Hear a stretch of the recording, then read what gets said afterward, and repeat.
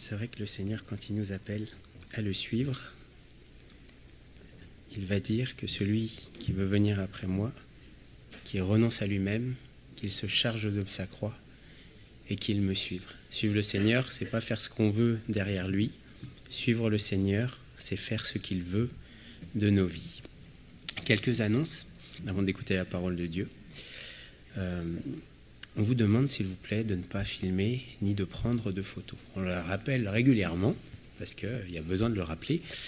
Tout le monde ne souhaite pas forcément être filmé ou pris en photo. Donc on vous demande, s'il vous plaît, de ranger vos téléphones, tout simplement. Et les prédications, elles sont enregistrées et on les met en ligne sur YouTube. On veut aussi vous rappeler les réunions de semaine. Donc on a le culte, mais on a aussi donc une réunion d'édification le mardi soir à 20h, où on médite la parole de Dieu pour approfondir notre connaissance de la parole. Et le jeudi, on a une réunion de prière. L'église, c'est une maison de prière. C'est ce que le Seigneur vraiment enseigne à ses disciples. Donc ce lieu est ouvert le mardi et le jeudi pour que l'Église puisse se réunir pour recevoir sa parole et prier. Et le samedi, on a des réunions pour les ados et les jeunes. Les ados, c'est les moins de 18 ans, et les jeunes, c'est pour les plus de 18 ans. Voilà, si vous êtes intéressé par les réunions d'ados ou de jeunesse, n'hésitez pas à venir me voir. Cette année 2024, on aimerait aussi vraiment on va dire structurer les services dans l'Église, et on a à cœur vraiment de bien faire les choses. Et je crois que le Seigneur a prévu de toute éternité des œuvres pour qu'on les pratique. La Bible nous dit qu'il y a des œuvres prévues à l'avance. C'est-à-dire que Dieu veut que nous fassions des choses pour lui, et c'est pas nous qui voulons, c'est lui qui a décidé d'avance qu'il y a des choses à faire. Et nous, notre désir, c'est pas de dire toi tu fais ça, toi tu fais ça, toi tu fais ça, comme à l'armée, c'est de pouvoir donner la possibilité à chacun de faire ce que le Seigneur lui met à cœur et a préparé pour lui. On a à cœur donc de mettre en place plusieurs services, et il y aurait notamment le service des visites. On a vu, notamment lors des jeûnes et prières, l'importance que Dieu met sur la manière dont on traite l'étranger, la veuve et l'orphelin. Et les visites dans l'Église, c'est pas quelque chose d'anodin, c'est quelque chose de très important, et on veut vraiment bien s'organiser. Donc si vous êtes intéressé par ce service, qui consiste à prendre du temps les uns avec les autres, et particulièrement avec ceux qui sont isolés ou malades, venez me voir. Il y a aussi un frère dans l'Église qui a à cœur l'évangélisation, c'est-à-dire de sortir pour parler du Seigneur et pour inviter les âmes à venir écouter la parole de Dieu et à témoigner. Donc si vous avez aussi à cœur ce service, vous pouvez venir me voir, et puis on va organiser une réunion pour mettre cela en place. Il y a aussi un besoin, il y a certaines personnes qui nous demandent si les messages ne pourraient pas être traduits. Vous savez, on met les vidéos sur YouTube, mais il y a une sœur qui nous appelait, qui disait « Mais pourquoi est-ce que vous les traduiriez pas en portugais ? Parce que je connais des gens au Brésil, j'aimerais leur envoyer. » Il y a aussi l'espagnol, l'anglais. Et c'est vrai qu'on se dit que ça pourrait être bien que les messages puissent être traduits et ensuite remis sur YouTube et accessibles à un plus grand nombre de personnes. Donc si vous avez à cœur, par exemple la traduction des messages, contactez-nous. Alors ça peut être ici sur Balma, comme ça peut être en dehors de Balma. Voilà, et puis il y a aussi les services comme la technique. Là il y a les frères, il y a Eldrick et Jonathan, mais il y a tous les gens sur Zoom et Olivier à côté. S'ils n'étaient pas là, on ne pourrait pas diffuser sur le Zoom. Et je crois que ces services contribuent à ce que la parole soit également propagée. Donc si vous avez à cœur le service, bien sûr, si vous êtes né de nouveau et en règle avec le Seigneur, venez nous voir. Une autre annonce aussi, on aimerait organiser sur Toulouse un rassemblement pour les frères et sœurs qui sont un peu dispersés, qui nous suivent. Et on s'était dit que ce serait bien d'avoir un temps où on puisse se réunir tous ensemble. C'est-à-dire qu'on loue une salle plus grande que celle-là, et que ceux qui nous suivent de droite, de gauche, d'en haut, d'en bas, de droite et de gauche, puissent se réunir. Mais bon, on a besoin de quantifier ça. C'est-à-dire que si on loue une salle, il faut savoir si on loue une salle de 500 ou si on loue une salle plus grande. On a besoin de quantifier un peu. Donc si vous êtes intéressé, vous qui entendez sur Zoom ou sur YouTube, et que vous voudriez venir en 2024 sur Toulouse, alors ce sera plutôt en fin d'année, le temps de s'organiser, faites-nous le savoir via le site internet de l'Église pour qu'on puisse organiser cela. Alors bien sûr, on ne pourra pas le faire gratuitement parce que ça va générer forcément des frais, mais on a besoin de savoir combien seraient intéressés de venir sur Toulouse si on organise un week-end ensemble pour pouvoir s'organiser. Voilà. Bonjour mes frères et sœurs. Quelle joie de nous retrouver dans la maison de Dieu. Nous allons ce matin aborder un sujet qui doit être abordé. Il y a des sujets plus importants que d'autres, celui-ci est important. Nous allons faire 4 lectures, je ne les commenterai pas toutes. La première est une question. D'ailleurs, j'ai failli donner comme titre à cette prédication le verset que nous allons lire dans Michée au chapitre 6 et au verset 3. C'est une question, vous savez que je vous ai dit que dans la Bible, il y en avait au moins 1566 questions. J'en ai compté 1566. Là, c'en est une que Dieu pose. Et dans cette question, en plus, il nous demande de répondre. Regardez bien, Michée, chapitre 6, verset 3. Quand Dieu pose une question, c'est la moindre des politesses, il devrait recevoir une réponse. Et j'espère qu'à la fin de cette exhortation, vous lui répondrez. On se recueillera. Combien de temps faut-il pour répondre? Pas longtemps. Est-ce que c'est normal qu'on réponde à Dieu? C'est la politesse. Ça s'appelle la politesse. Mon peuple, que t'ai-je fait? En quoi t'ai-je fatigué? Réponds-moi. C'est un des seuls textes où Dieu exige qu'on lui réponde. Mais de toute façon, il n'a pas besoin de le mettre, puisque une question nécessite une réponse. Réponds-moi. Dieu pourrait-il nous fatiguer? On va voir ça. Le deuxième texte, c'est dans 1 Samuel au chapitre 30, pour ceux qui étaient là mardi. Nous avons parlé de cette affaire où David a vécu un moment difficile. Il a tout perdu, et même la confiance de ses soldats, à tel point qu'ils étaient tellement remplis d'amertume qu'ils ont voulu le tuer. Vous savez, l'amertume, ça ne nous amène pas à donner de bons conseils, je vous le dis. Donc, le verset qui nous intéresse, c'est le verset 10. Vous pouvez lire cette histoire.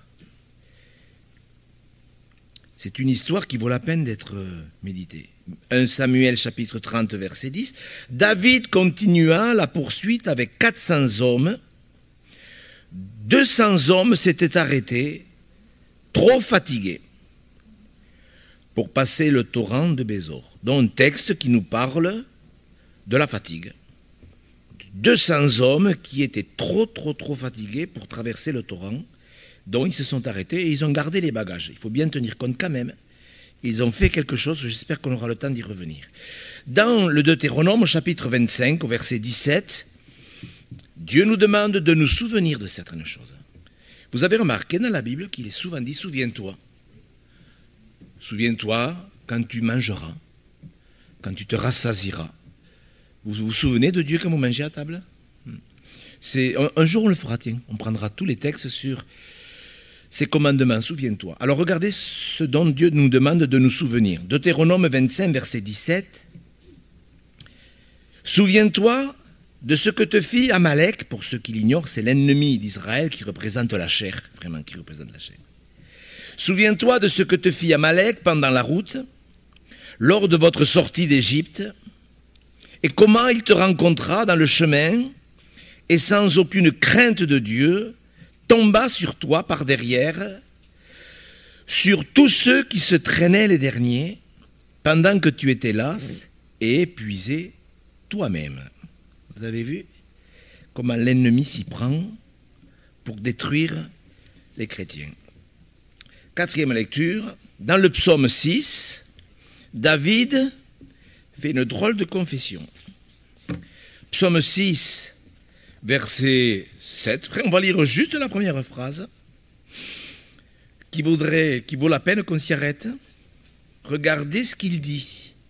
Si vous faites partie de ceux et de celles qui se plaignent tout le temps, vous allez avoir une drôle de réponse.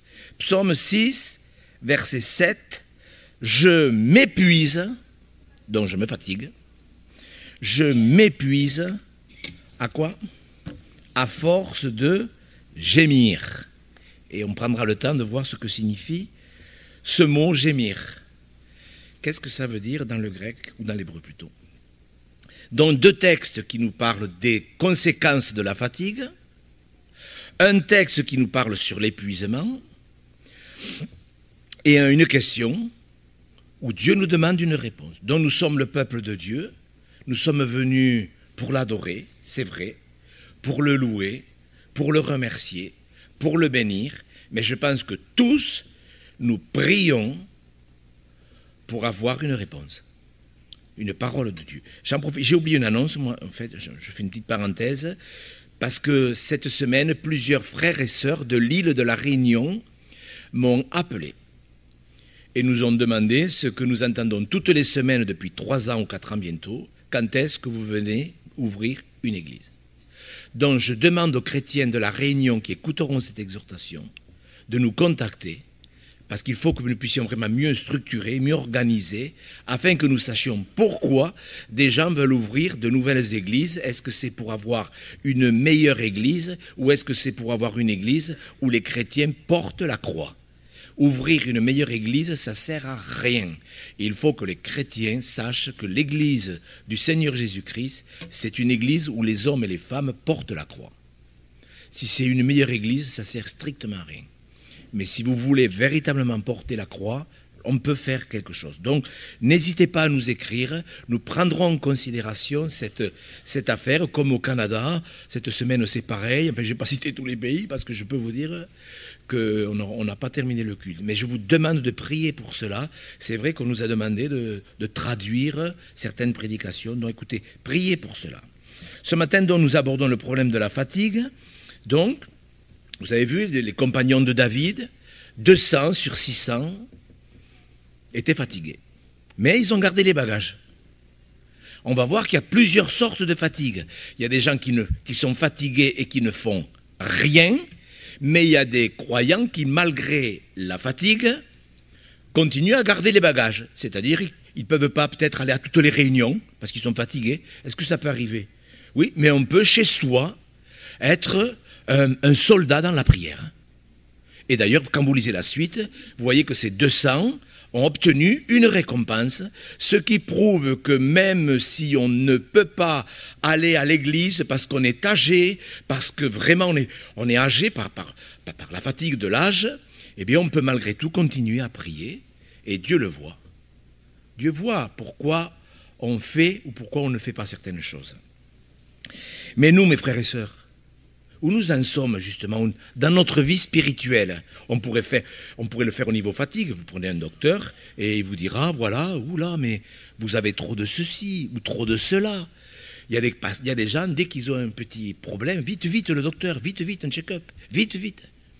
Mais spirituellement, est-ce que nous sommes prêts à nous dire, mais est-ce que moi aussi, il ne me faut pas poursuivre? Quand David a vu ce qui se passait, il a demandé à Dieu, mais qu'est-ce qu'il faut que je fasse? Et Dieu lui a dit, poursuis. Mais est-ce que nous aussi, nous ne devons pas poursuivre? En 2024, est-ce que nous n'avons pas toutes les raisons de poursuivre la volonté de Dieu? De poursuivre pour entrer dans les œuvres que Dieu a préparées d'avance? Oui, on peut être fatigué, mais gardez les bagages. Mais de la même manière qu'on peut être fatigué, et l'ennemi, à partir du moment où justement on ne fait pas quelque chose, va attendre le moment pour nous disqualifier complètement. Vous avez vu Amalek, il représente l'ennemi qui saura attendre. Il saura attendre. La fatigue est un vrai problème. On a souvent parlé des obstacles à la prière. Jamais la fatigue n'est intervenue dans les obstacles. Mais pourtant, c'est un obstacle à la prière et c'est surtout un obstacle à l'avancement du peuple de Dieu. Est-ce que c'est important pour vous, le peuple de Dieu? L'Église de Jésus-Christ, la sienne. Qu'est-ce que vous voulez faire pour le peuple de Dieu? Vous ne croyez pas que la fatigue peut être un gros problème dans le peuple de Dieu? Il faut que vous écoutiez cette exhortation. Parce qu'on entend de plus en plus des gens qui sont fatigués. Ils ont 30 ans, ils sont déjà fatigués. Ils partent en vacances, ils sont fatigués. Ils rentrent de vacances, ils sont fatigués. Ils ne travaillent pas, ils sont fatigués. Dites-moi que j'exagère. Bien sûr qu'il y a plusieurs fatigues. Il y a la fatigue physique, il y a la fatigue morale et il y a la fatigue spirituelle. La fatigue spirituelle, elle existe parce qu'il y a un combat. Vous êtes d'accord avec moi? Il y a un combat. Cette fatigue peut être beaucoup plus sévère parce qu'on combat un mauvais combat, mais même si on combat le bon combat, il y a quand même une fatigue parce qu'il faut lutter. C'est écrit qu'il faut lutter. Il faut lutter avec des armes, dont il faut savoir se saisir, mais il faut quand même lutter contre les tentations qui se présentent. Est-ce qu'il y en a des tentations? Eh bien oui. Est-ce qu'il faut lutter contre le tentateur aussi? Dans le Notre Père, si vous lisez bien, il y a un enseignement sur le péché, mais aussi sur le tentateur. Et le péché, est-ce qu'il faut lutter contre le péché? Mais oui. Il y a la fatigue qu'il faut accepter, parce qu'elle peut être tout à fait normale. Il y a des fatigues normales. Ecclésiaste 12,14, ne le mettez pas, mais il est dit beaucoup d'études est une fatigue pour le corps. Ouais, lorsque quelqu'un étudie, ou travaille dans un domaine ou dans un autre, ça peut fatiguer le corps. Beaucoup d'études est une fatigue pour le corps. Matthieu 20, verset 12, lorsqu'il parle de la parabole des talents, il y a ce qui dit, mais nous avons supporté la fatigue et la chaleur du jour. Il y a la fatigue du jour, la fatigue du travail que l'on fournit chaque jour. Est-ce que c'est normal, après une journée de travail, d'être physiquement fatigué? Est-ce que c'est normal? Bien sûr que c'est normal. Donc il y a des fatigues normales, comme tout travail, mais même la fatigue au service du Seigneur. Est-ce qu'on peut se fatiguer dans le service du Seigneur? Eh oui. C'est Paul qui dit en Corinthiens 4,12, il dit ça à l'église de Corinthe. Il dit, nous nous fatiguons à travailler de nos mains. Alors, ça vaut la peine peut-être de donner une petite explication, parce que les Corinthiens, c'était quand même des chrétiens particuliers. Et Paul n'a pas voulu être à leur charge. Vous connaissez, enfin, vous l'avez lu plus ou moins, bon, je ne vais pas expliquer tout ça, mais Paul, pour ne pas avoir de difficultés avec les anciens de l'église de Corinthe, il a préféré prendre un travail pour qu'on ne lui reproche pas d'être rémunéré par l'église. C'est un problème de pasteur, ça, même fait. Bon, c'est pas pour rien que Paul leur dit, mais nous nous fatiguons à travailler de nos mains. Est-ce qu'il a bien fait? Oui. Ça aussi, le discernement, savoir si on peut être rémunéré par une église, c'est une bénédiction. Oui ou non? Mais il y a des églises, voyez, où le comportement charnel fait que certains serviteurs de Dieu peuvent prendre les devants. Bien sûr que Paul a bien fait, c'est évident. De toute façon, la fatigue, elle existe. Et si on veut s'éviter de la fatigue, on va avoir des difficultés. Est-ce que vous acceptez que vous pouvez vous fatiguer par rapport à certains travaux? Bien sûr. Vous savez, refuser de travailler pour ne pas être fatigué, je ne sais pas si c'est un bon calcul non plus. Il y en a qui sont forts pour ça. Je pense que le refus de travailler, soit dans le monde séculier, soit dans l'Église, peut avoir de grosses répercussions. Vous savez, c'est un sujet qui me préoccupe. Vous savez, moi, quand j'entends des jeunes, je le dis parce que quand même, bon, quand on voit des jeunes de 30 ans qui sont toujours fatigués pour le service du Seigneur, je me dis, il faut qu'on parle de ces choses. Car ça a des répercussions. Un étudiant qui ne veut pas étudier, est-ce que ça n'aura pas des répercussions dans sa vie professionnelle? Mais bien sûr. Oh, moi j'ai la foi, j'étudie pas, vous savez, monsieur Gou, moi j'ai la foi. Voilà, on le voit ça. Des gens, vous savez, qui ont une grande foi, moi j'étudie pas. Le Seigneur m'inspirera le jour des examens. Oui, on a entendu ça, je ne sais pas si c'est la foi ça, ou si c'est la stupidité. Oui, mais on l'entend, moi j'ai entendu tout, j'ai tout entendu. Dans le domaine spirituel, parce que c'est quand même le domaine spirituel qui nous préoccupe, dans le domaine spirituel, lorsqu'on ne veut pas se donner de la fatigue, vous savez, écoutez bien frères et sœurs, là je m'adresse à tous les chrétiens, tous. Dans le domaine spirituel, lorsque chacun d'entre nous, nous ne voulons pas nous donner une certaine fatigue, ça cause des défaites dans l'Église. Vous pouvez en être certain. Et je voudrais vraiment vous parler de la part du Seigneur pour que nous comprenions bien que énormément de défaites ont été infligées dans l'Église. Quand je parle de l'Église, c'est avec un E majuscule. Pourquoi ? Parce que la fatigue ou la paresse se sont ingérées dans nos vies. Vous connaissez l'histoire du combat, j'en ai parlé l'autre jour que Josué devait mener dans la vallée. Vous vous rappelez, Dieu lui avait dit, tu combattras dans la vallée. Et il a combattu. Et heureusement que sur la montagne, Moïse combattait spirituellement en levant les bras vers le ciel. Alors ce n'est pas une question physique bien sûr. Mais quand il a été fatigué, qu'est-ce qui s'est passé? Il a dû être soutenu par 2 autres serviteurs, par Aaron et Hur. Que serait devenu Josué s'il n'y avait pas Moïse? Que serait devenu Moïse s'il n'y avait pas Aaron et Hur? Et voyez, voilà, vous avez l'explication. Contre Amalek, il combattait en plus. Contre Amalek, voyez. Mes frères et sœurs, moi je veux vous encourager.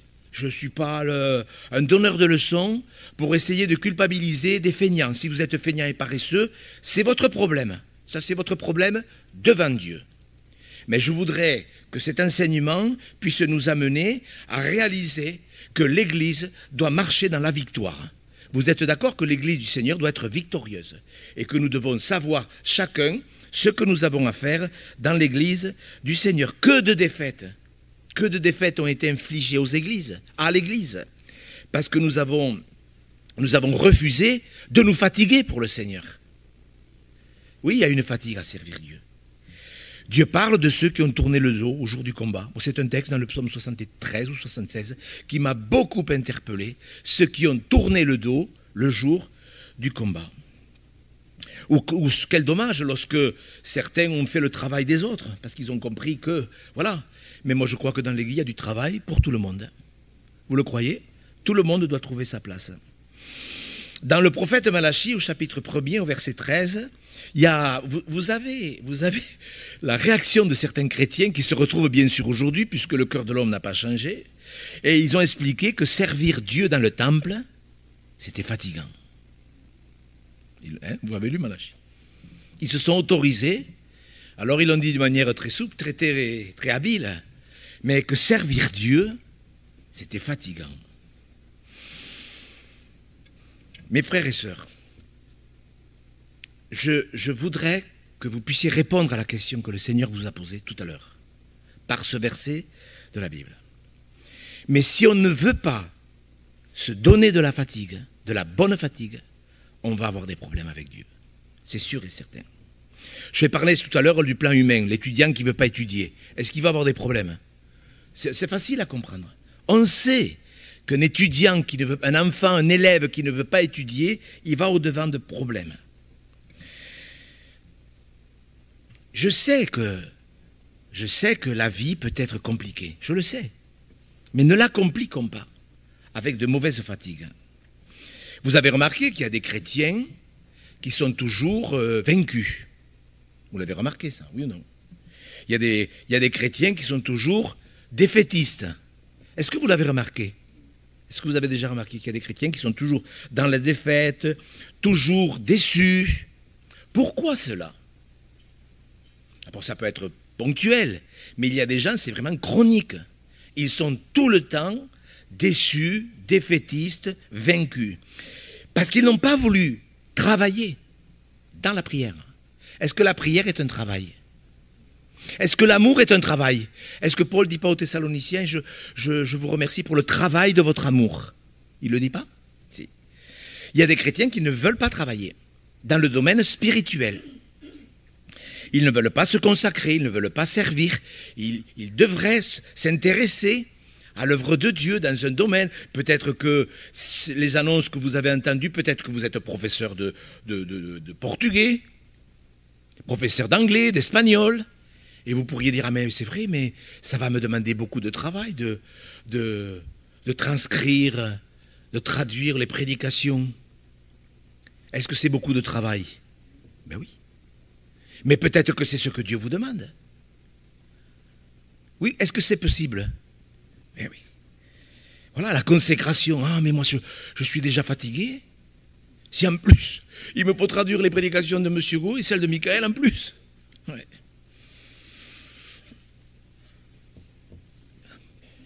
Mes frères, mes sœurs, je sais que vous priez pour que Dieu vous parle.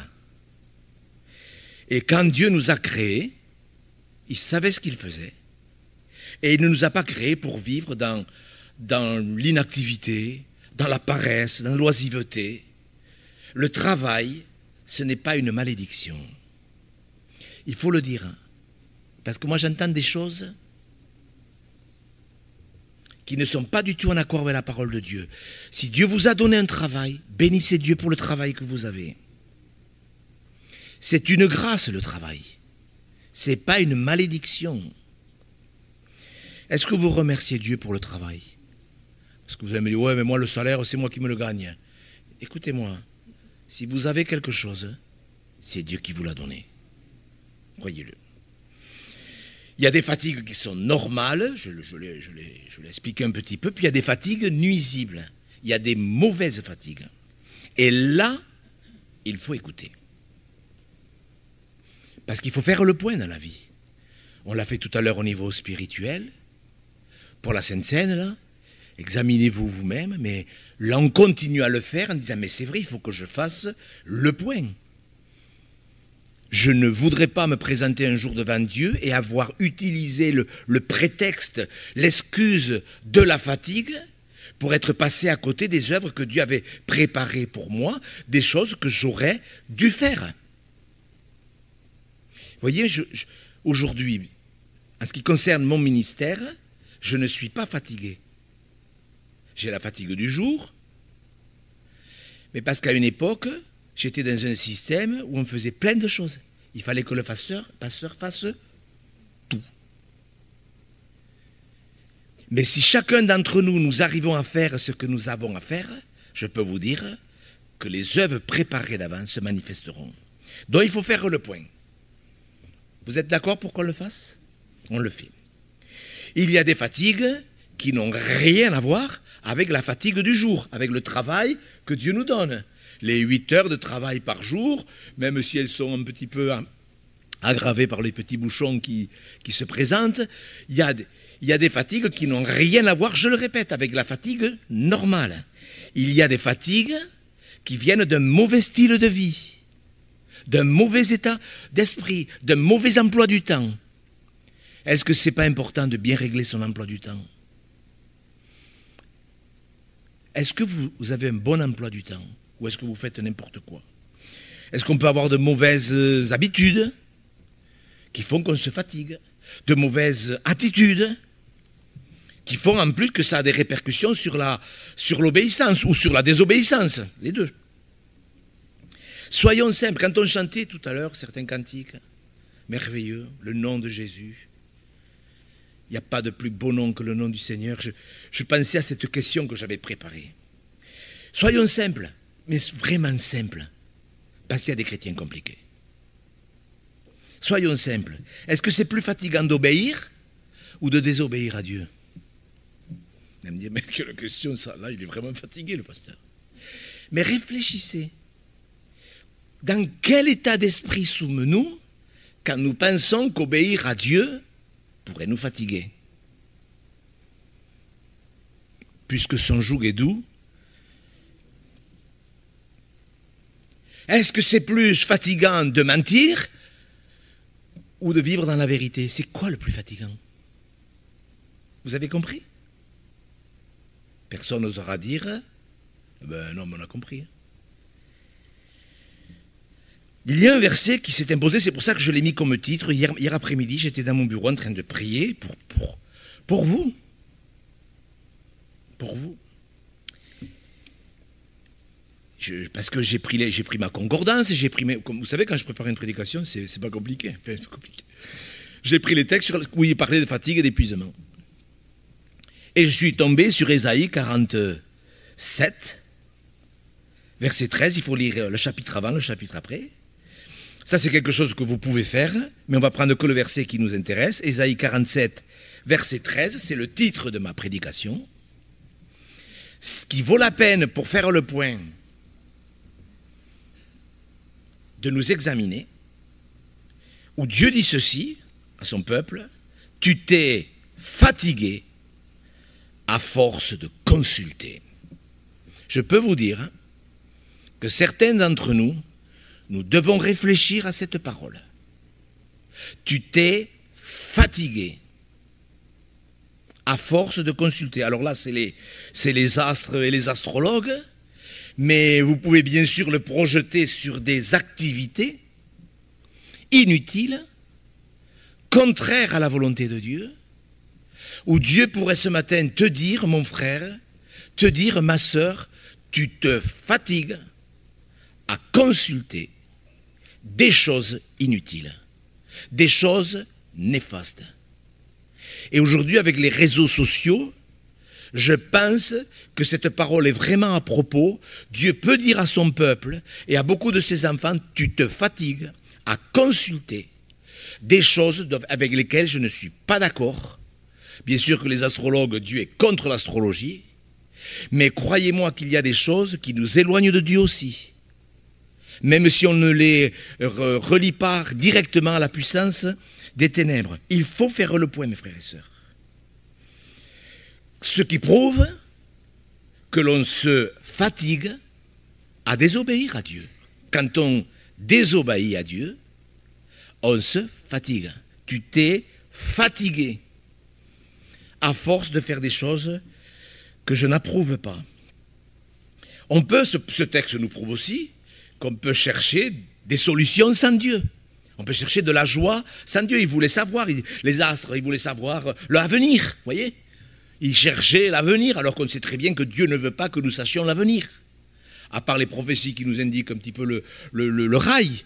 Mais mes frères et sœurs, nous nous fatiguons à consulter. L'autre jour, j'entendais quelqu'un qui disait « Ah, moi, j'ai 250 amis sur Facebook. » 250 amis.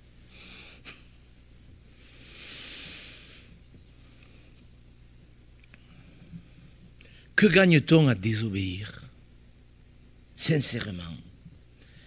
Que gagne-t-on à chercher des choses, à consulter des choses qui vont nous épuiser? Que gagne-t-on? Tu t'es fatigué à consulter les choses du monde, les choses de la terre. Bien sûr qu'il y a des choses dont il faut s'occuper. Est-ce qu'il faut avoir un toit sur la tête? Est-ce qu'il faut une voiture, etc.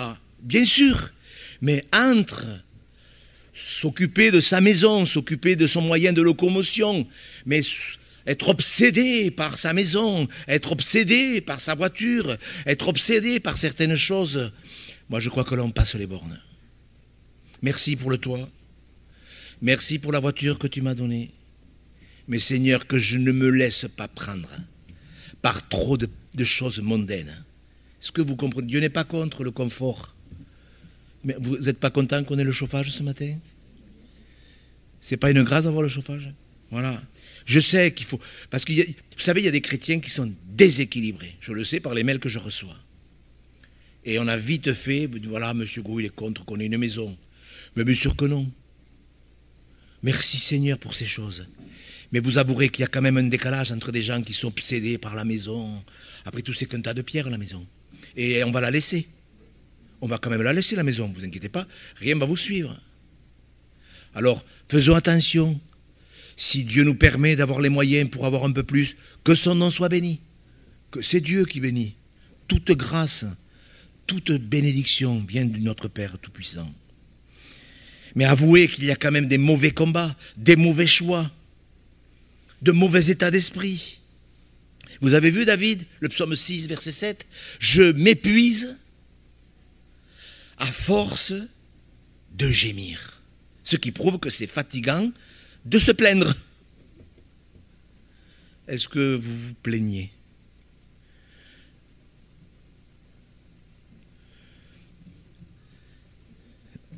C'est bien réglé là, ce nom? Je m'épuise à force de gémir. C'est fatigant pour soi et aussi pour les autres. Et comme l'a dit la sœur, ça ne sert à rien. Parce que quand on se fatigue soi-même, c'est pas mal, mais quand on fatigue les autres... Gémir, ça veut dire, j'ai regardé, tiens, gémir, ça veut dire quoi dans l'hébreu? Ça veut dire ruminer. Quand on rumine les choses passées, les souvenirs, les vengeances, il y a des gens, ils vivent dans un esprit de vengeance. Vous le savez, j'espère qu'un jour, j'aurai une explication. J'espère qu'un jour, je pourrai régler les comptes, je l'attends au tournant. C'est ça, gémir. Vous ne croyez pas que Dieu est capable d'agir sans vous? Surtout si vous le lui déposez. Mes frères et sœurs, c'est David, moi je bénis Dieu pour ses psaumes, franchement. Vraiment, je remercie Dieu. Il est honnête, David. Il est honnête. Il exprime. Il faut lire l'ensemble de tout ce que David a écrit. Mais il a exprimé des moments de sa vie et Dieu a voulu que nous les connaissions. Mais ce n'est pas important de savoir qu'on se fatigue, on s'épuise. Il y a des gens qui se plaignent parce qu'il pleut. Mais quelle grâce de savoir que toutes les nappes phréatiques se remplissent. Je sais qu'à certains endroits, vous direz, oui, mais si vous habitiez dans le nord, il y a des gens qui sont tout le temps en train de rouméguer, comme on dit. Tout le temps. Mes frères, si vous saviez combien c'est important que les nappes phréatiques se remplissent. Les gens, ils ne pensent pas à ça, ils pensent à eux.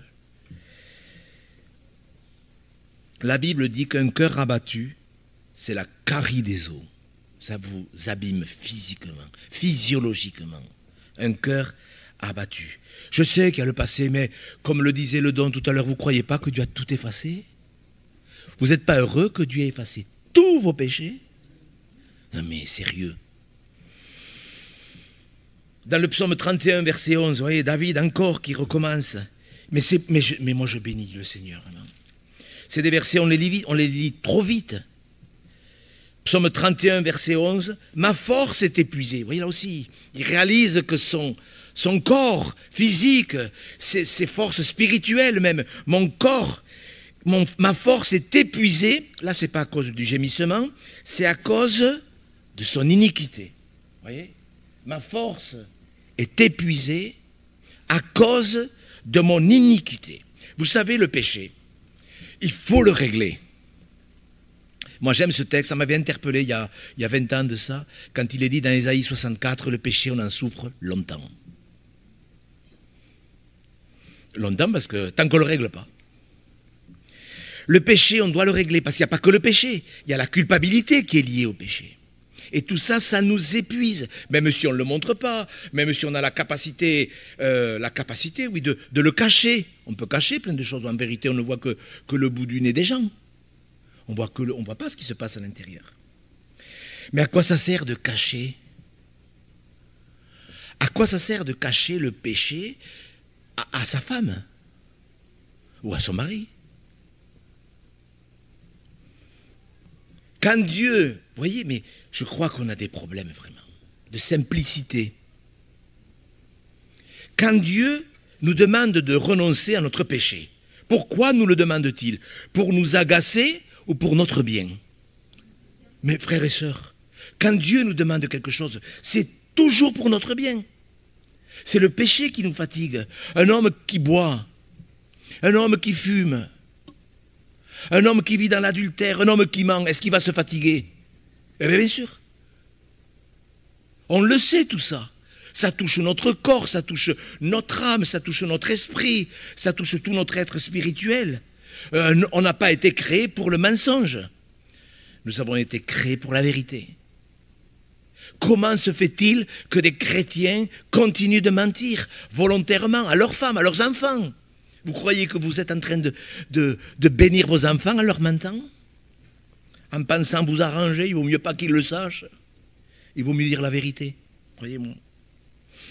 Quand le péché n'est pas réglé, il domine le cœur de l'homme. C'est comme ça. Et l'homme, il est fatigué. Ma force est épuisée à cause de l'iniquité. Combien de chrétiens sont fatigués, épuisés, parce qu'ils gémissent. Et certains gémissent parce qu'ils ne veulent pas régler le péché. Que c'est dommage, alors que les chrétiens, nous pouvons avoir cette grâce de vraiment croire que le joug du Seigneur, il est doux.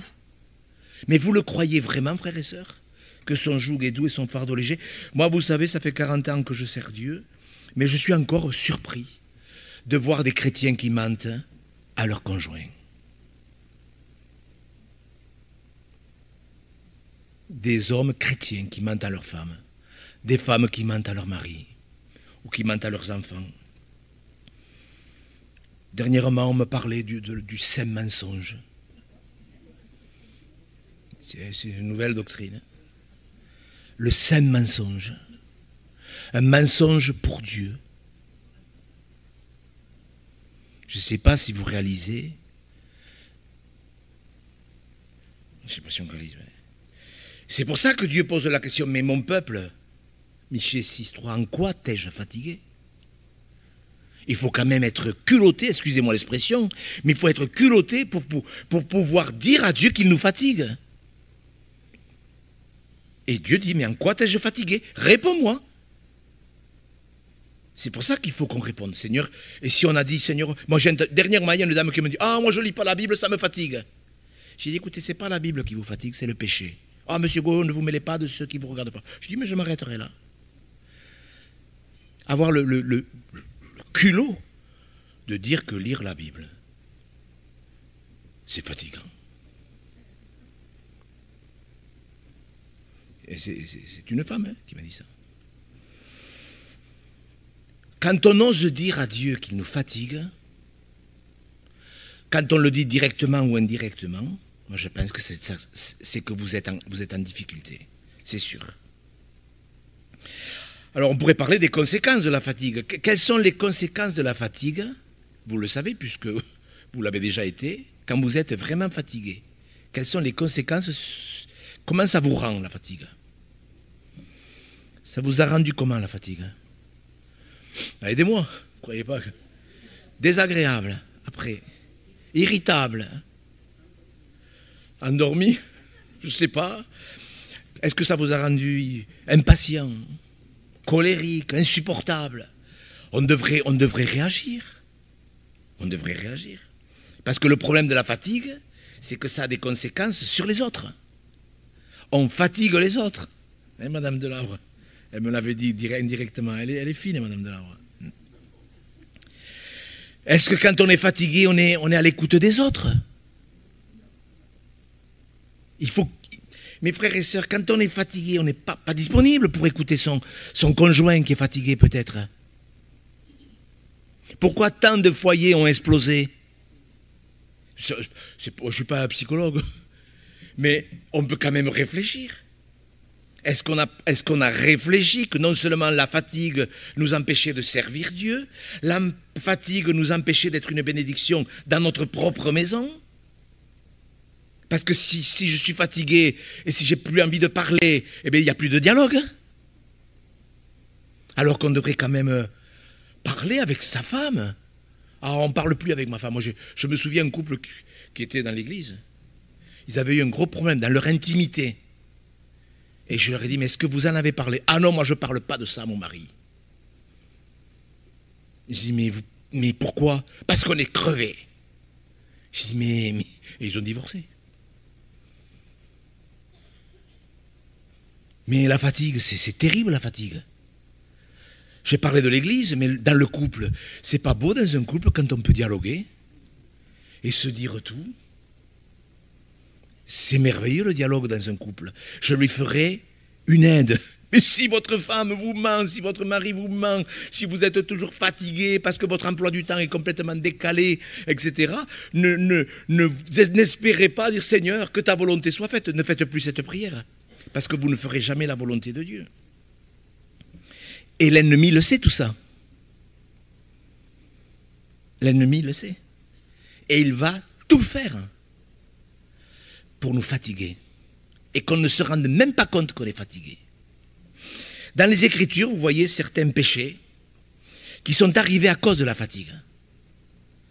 Et c'est là que ça vaudrait la peine de méditer ces textes. Vous savez, Moïse, quand il a conduit le peuple dans le désert, à un moment donné, bon, il avait déjà fait couler l'eau du rocher, mais la deuxième fois, vous connaissez la deuxième, c'est dans Nombre 20, pour ceux qui veulent méditer ce texte. Dieu lui a demandé de de parler au rocher. Le peuple, ils ont tout fait pour l'irriter. En plus, le peuple, il a fait ce qu'il fallait. Et Moïse, qui était pourtant l'homme le plus patient de la terre, quand Dieu lui a dit « tu parleras au rocher, il sortira de l'eau ». C'est que Moïse, tellement il avait irrité, à la place de parler au rocher, il a d'abord réprimandé le peuple. Espèce de rebelle, etc. Enfin, il les a traités de rebelles. Il a frappé le rocher 2 fois, et puis il a parlé au rocher. Bon, Dieu, dans sa grâce, a fait que l'eau a collé du rocher, mais il a fait plus que ce que Dieu lui avait demandé. Donc, Dieu n'avait pas demandé de les traiter de rebelles, même s'il l'était. Mais Moïse, fatigué, irrité, a fait ces 2 choses que Dieu ne lui avait pas demandées. Et le résultat, c'est que Moïse n'a pas pu rentrer dans le pays de la promesse. À cause de la fatigue de cet homme. Tout homme de Dieu qu'il était. Donc, si Moïse, cet homme de Dieu hors pair, quand même, c'est quand même quelqu'un, Moïse. Et il s'est fait piéger par la fatigue à cause du peuple qui a tout fait pour qu'il soit fatigué, parce qu'on peut fatiguer les autres. Mais en fait, ça vaut la peine de méditer Nombre chapitre 20. Ça vaut la peine. Samson, vous connaissez l'histoire de Samson. Cet homme qui a eu l'habitude de renverser les choses grâce à sa force. Mais l'ennemi a mis sur sa route un jour une femme, il en a mis plusieurs femmes. Mais là, il a mis une femme persévérante. Elle s'appelait Delilah. Et tous les jours, elle l'a harcelée. Tous les jours. Pour qu'il lui dise le secret de sa force. Vous connaissez cette histoire. Ça l'a tellement fatigué, importuné. Il était tellement fatigué qu'il a fini par le lui dire. Donc la fatigue l'a rendu vulnérable. Samson, l'homme qui avait reçu la force. Écoutez, frères et sœurs, ne nous imaginons pas que nous sommes meilleurs que ces hommes-là. Que personne ne vienne se mettre, oh mais moi je me tiens à carreau. Écoutez-moi bien, personne ne soupçonne les effets néfastes de la fatigue. Elle a tellement fatigué qu'il lui a révélé. Vous connaissez la suite? Et lui, bien sûr, quand il lui a dit tout ça, parce qu'il a fini par jouer avec ça. Vous savez, quand on joue avec le péché, c'est pas bon signe. Quand on blague avec le péché, c'est pas bon signe. Si vous commencez à blaguer, oh, mensonge, c'est pas grave, un mensonge. Si vous commencez à parler comme ça, moi je peux vous dire que c'est pas bon signe. Vous êtes déjà sur la pente descendante. Vous connaissez la suite? Elle l'a endormi sur ses genoux. Il lui a ouvert son cœur. Il aurait mieux fait de l'ouvrir à Dieu, son cœur. Et alors qu'il dormait profondément, on lui a rasé les cheveux. Et quand il s'est réveillé, monsieur pensait qu'il s'en sortirait comme les autres fois, parce qu'après tout, c'était lui qui avait la force en Israël. Il pensait qu'il s'en sortirait. Et il se retrouvait, les yeux crevés, en train de tourner la roue, la meule, dans la prison de l'ennemi. Pourquoi? Parce qu'il s'est fatigué. On l'a fatigué. Et il faut faire attention à certaines personnes fatigantes. Il y a des péchés qui veulent... Vous savez, il y a des femmes... Là, c'est la femme, c'est une femme. Mais il n'y a pas que des femmes. Pour des hommes, ce n'est pas les femmes qui peut nous épuiser. Je parlais des réseaux sociaux tout à l'heure. Est-ce que les réseaux sociaux peuvent épuiser quelqu'un?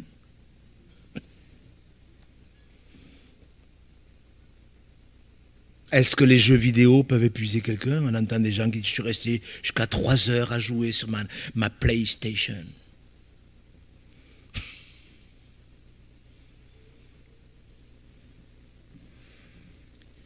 Si Samson s'est fait piéger, si Moïse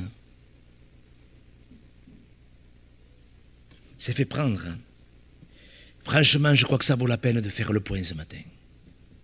Faites-le, frères et sœurs, parce que Dieu nous demande de lui répondre. Que personne n'ait le toupet de dire à Dieu, tu me fatigues. Ça me fatigue d'ailleurs, il prêche trop longtemps.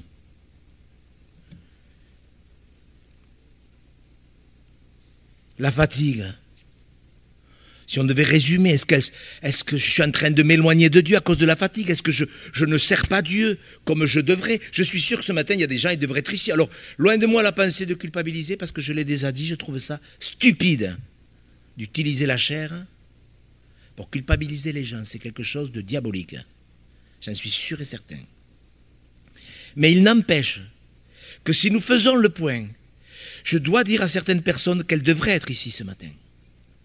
Parce que tout à l'heure, il y a peut-être un frère, une sœur, qui aurait besoin de vous, pour vous encourager. Il y a trop de gens qui sont déséquilibrés, ils viennent pas. Je ne dis pas ça pour dire ces choses-là, mais je vais vous expliquer qu'il y a quand même un travail merveilleux pour Dieu. Combien de gens m'ont dit, ah, moi ce matin, je reste au lit, moi. J'ai prié toute la nuit, vous savez. Oh, t'as prié toute la nuit? Mais je pense que la nuit, quand même, d'une manière générale, c'est quand même fait pour dormir. C'est vrai que de temps en temps, ça peut arriver. Mais je ne viens pas au culte, moi, parce que je prie toute la nuit. Écoutez. Je pense qu'on a besoin quand même de bon sens. Je ne vais pas expliquer ça, mais j'espère que le peu que je vous ai dit suffit à quand même comprendre ces choses.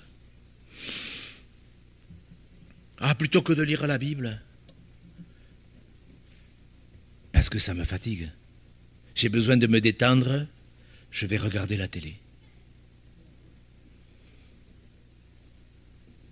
Je ne sais pas, je vous livre ça. Qu'est-ce que c'est qui vous détend? Si ce sont les choses du monde qui vous détendent plus que la présence de Dieu, je pense quand même qu'il y a un petit problème. Très sincèrement. Parce que je crois qu'on ne peut pas être mieux que dans la présence de Dieu. Ah, écoutez, je ne veux pas jouer le très très spirituel. Mais je crois qu'il y a quand même d'abondantes joies devant la face du Seigneur. Et si on cherche la joie dans les choses du monde, c'est qu'il y a déjà une bifurcation terrible. Et il ne faut pas s'étonner que beaucoup de chrétiens se soient retrouvés comme Samson. Quand le danger est là, ils n'ont plus la force de s'en sortir. Des fois, on me dit, mais comment Monsieur Gou, mais comment ce frère, il a chuté? Si vous saviez, c'était un prédicateur, c'était un homme de Dieu, c'était un serviteur. Mais pourquoi? Eh bien, parce que quand le problème est venu, ils étaient tellement fatigués qu'ils n'ont plus eu la force. C'est facile à comprendre. Le diable, il veut détruire l'Église. Est-ce que vous le savez? Voilà, c'est pas compliqué, c'est vite résumé dans la Bible. Le diable, il veut détruire l'Église, il veut fatiguer le peuple. Comment? En fatiguant le peuple de Dieu. Il veut nous perdre la vraie joie, parce que la joie, c'est quand même la joie du salut, la joie de la grâce, la joie de la communion avec Dieu. Je répète, si vous n'aimez pas la communion avec Dieu, vous êtes déjà tombé dans un travers. Je ne dis pas qu'on n'a pas le droit de se détendre, je l'ai assez expliqué. Mais j'en parle pas trop parce que c'est vite fait après de dire « Ah, mais M. Gou, il a dit qu'on pouvait se détendre. » Ah oui, les gens n'ont retenu que ça d'une prédication, pour vous dire comme ils sont dans un bon état d'esprit. Mais le diable, il veut tout détruire, la vraie foi, la vraie joie, la vraie liberté, la vraie détente, même. Alors la solution, je termine, mais ça tient 5 points en 2 minutes. C'est très simple en vérité, c'est de bien régler sa vie. Moi, je crois que ça commence comme ça, de bien régler son emploi du temps. Est-ce que ça demande une somme d'intelligence extraordinaire que de bien régler son emploi du temps? De savoir combien on a. Il y a des gens qui ont besoin de 6 heures pour dormir, oui ou non? Il y a des gens qui ont besoin de 8 heures. Utilisez le temps dont vous avez besoin pour vous restaurer physiquement.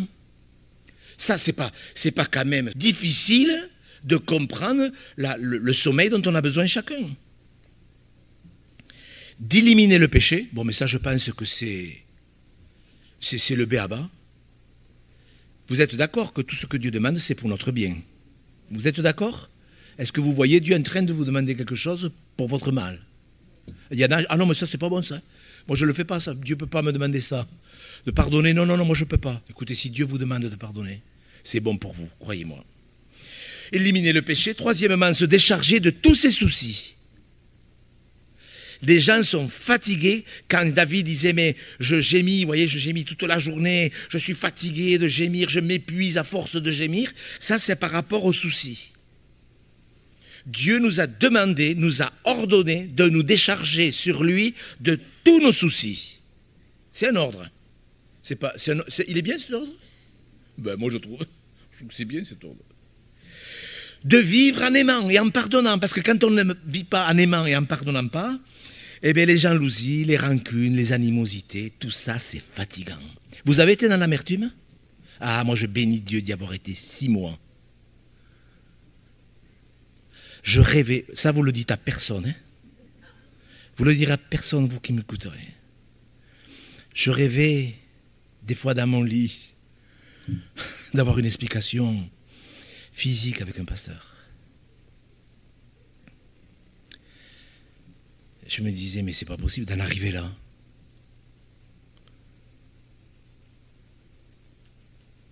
Me déconvertir 5 minutes. Quand on en arrive là,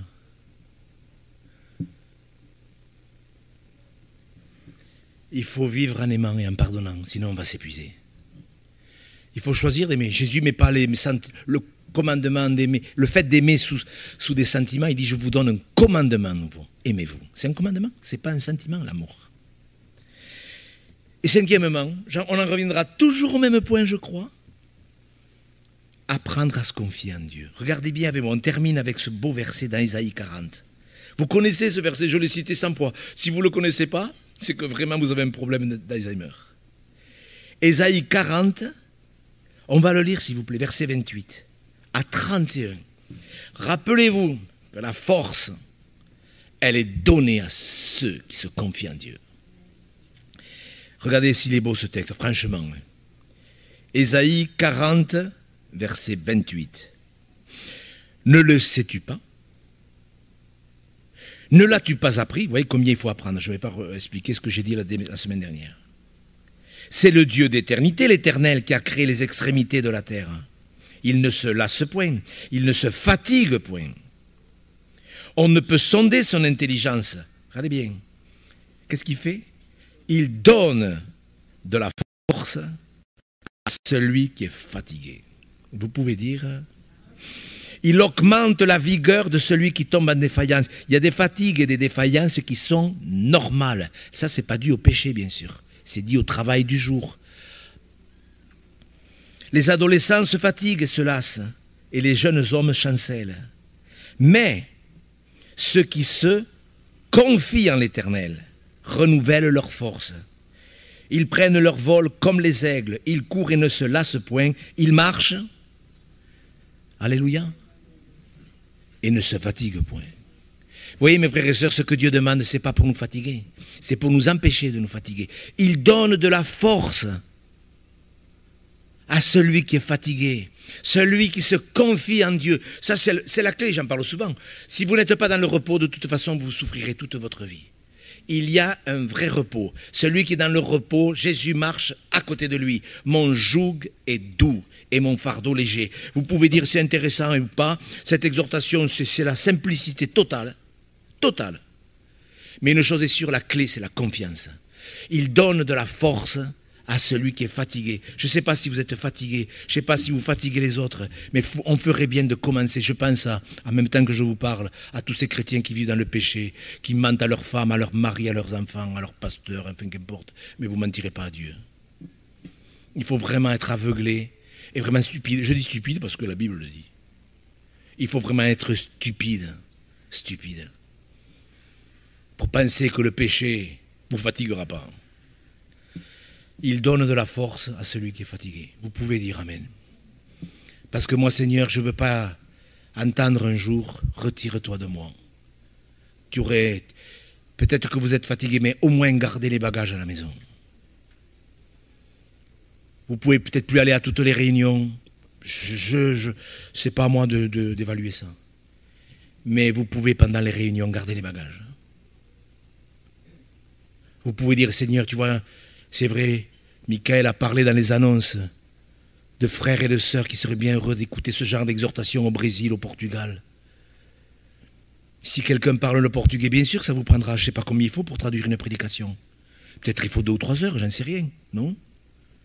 Mais est-ce que ça vaut pas la peine si ça doit mener des centaines de gens au ciel? Il donne de la force à celui qui est fatigué. Donc gérons-le, gérez-le, frères et sœurs, que vous ne vous retrouviez pas devant une porte fermée. Parce que la fatigue aura fait ce qu'elle a fait dans la vie de Samson. Je m'en sortirai comme les autres fois. Est-ce qu'on répond à cette prédication puisque Dieu nous demande de répondre?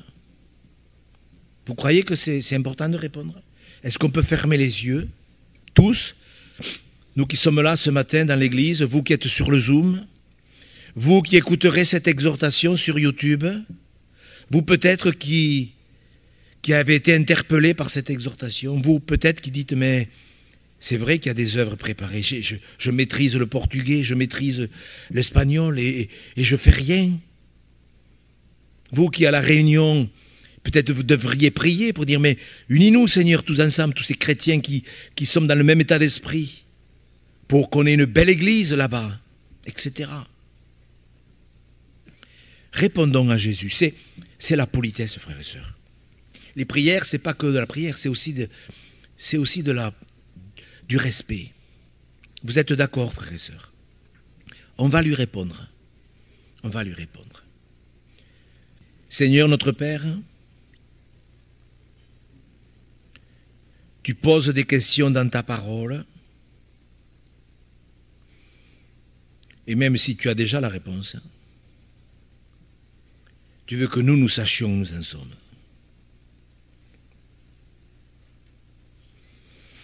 Seigneur notre Père, nous nous humilions devant toi pour toutes les fois où notre stupidité nous a menés à des distractions stériles. Seigneur, nous voulons croire que ton joug, il est doux. Et je te demande pardon, Seigneur, pour tous les frères, toutes les sœurs, qui sont en train, comme Samson, de perdre la force spirituelle. Donne-nous dans ces temps difficiles et dans cette année 2024, donne-nous, Seigneur Jésus, de voir nos forces renouvelées. Puisque tu donnes de la force, tu renouvelles les forces de ceux qui se confient en toi. Pardonne-nous, Seigneur, pour toutes les fois où nous ne nous sommes pas confiés en toi, où nos prières étaient de vaines redites. Nous voulons vraiment nous confier en toi, toi le Dieu dont l'intelligence n'a pas de limite. Oui, Seigneur, ton nom est le plus grand des noms. Parce que non seulement il représente ton œuvre au calvaire, mais il représente que tu es notre Père pour l'éternité. Oui, Seigneur, pardon.